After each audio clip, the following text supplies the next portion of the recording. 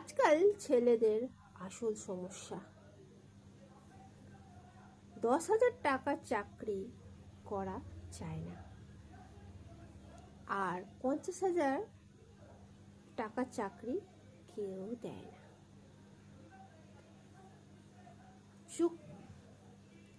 চোখের সামনে সময় চলে যাচ্ছে, কিন্তু কি করব তাও বুঝতে পারছো না।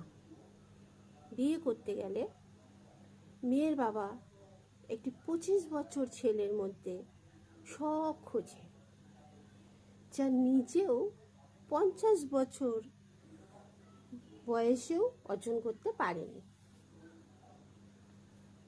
সারাদিন মজা করলেও রাতে ঘুমোতে গেলে কেরিয়ার নিয়ে টেনশন হয়।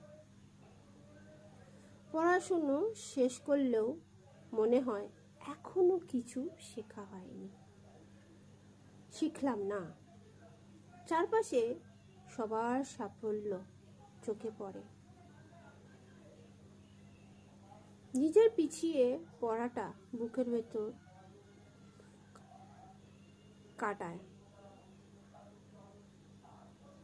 কাটার মতো লাগে। সরি।